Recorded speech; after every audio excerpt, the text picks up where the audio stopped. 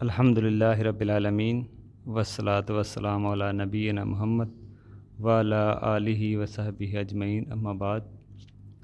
وہ کون سی عورتیں ہیں جن سے شادی کرنا جائز ہے؟ کیونکہ مختلف قسم کی عورتیں ہوتی ہیں، ہر قسم کی مسلمان عورت سے شادی کر سکتے ہیں سوائے چند قسم کی عورتوں سے۔ چند رشتے ایسے ہیں، ہماری شریعت میں اصول ہے کہ جس کی تعداد زیادہ ہو اس کو نہیں گنتی، جس کی تعداد کم ہو نا اس کو ہماری شریعت اس کو شمار کرتی ہے۔ یعنی کہ بہت ساری عورتیں ہیں جن سے شادی ہو سکتی ہے، لیکن چند ایسی ہوتی ہیں جن سے آپ شادی نہیں کر سکتے، تو شریعت کم کو گنتی ہے، کیونکہ جن عورتوں سے شادی کرنا جائز نہیں ہے وہ چند ہیں، زیادہ حلال ہیں، ٹھیک ہے نا۔ لہٰذا ہماری شریعت ان عورتوں کا ذکر کیا ہے جن سے شادی کرنا جائز ہی نہیں، باقی دوسری عورتیں بچتی ہیں وہ حلال ہوں گی۔ جیسے سمجھ لیں کھانے پینے کے جو معاملے ہیں تو اس میں زیادہ چیزیں تو حلال ہیں، حلال زیادہ ہے، حرام کم ہے۔ خرید و فروخت میں بھی یہی اصول ہے، ٹھیک ہے نا۔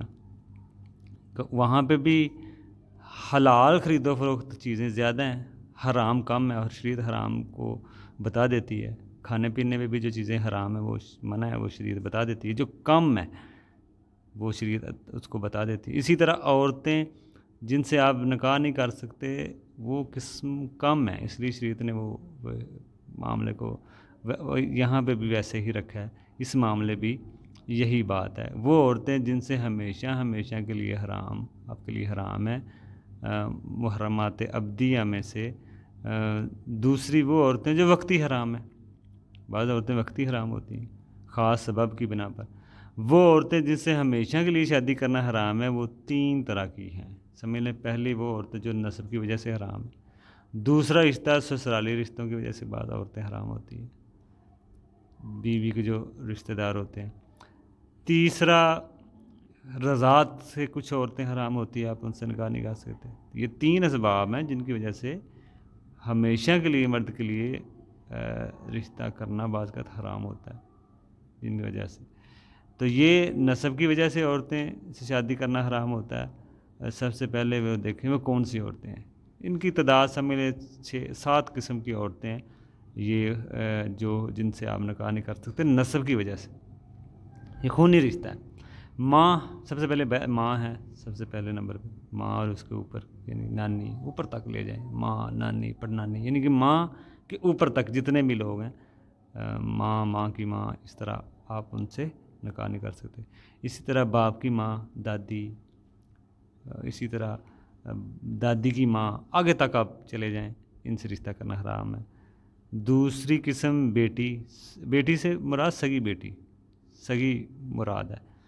پھر بیٹی کی بیٹی، آگے تک آپ چلے جائیں۔ اسی طرح آپ کے بیٹے کی بیٹی، پوتی سمجھ لیں، پھر اس کی بیٹی، آگے تک آپ چلے جائیں۔ یعنی کہ جو بیٹیوں کے اولاد ہوتی ہے نا، اس سے رشتہ کرنا بھی حرام ہے۔ بیٹیوں کی جو اولادیں ہوتی ہیں، بیٹیوں کی اولاد سے رشتہ آگے تک۔ تیسرا ہے آپ کی بہن، اس سے رشتہ، بہن کوئی بھی ہو، ماں شریک ہوتی ہے نا، ماں کی طرف سے ماں ایک ہوتی ہے، باپ کی طرف سے باپ ایک ہوتا ہے، ماں الگ الگ، ماں شریک ماں ایک باپ الگ الگ، حقیقی ایک ہی ماں باپ سے ہوتے ہیں۔ کوئی بھی بہن ہو، حقیقی ہو، ماں شریک ہو، باپ شریک ہو، تینوں طرح کی بہنوں سے رشتہ کرنا حرام۔ چوتھی قسم پھوپھی، یعنی باپ کی بہن، اور دادے کی بہن بھی شامل ہے اس میں، باپ کی بہن، دادے کی بہن۔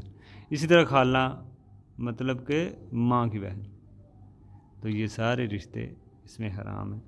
اسی طرح چھٹی قسم ہے آپ کے بھائی کی بیٹی، آپ کے بھائی کی بیٹی، پھر اس کی بیٹی، پھر اس کی بیٹی، یعنی کہ آگے تک۔ اسی طرح بہن کی بیٹی، پھر ان کی اولاد، ٹھیک ہے نا، اولادیں، یعنی کہ آگے تک۔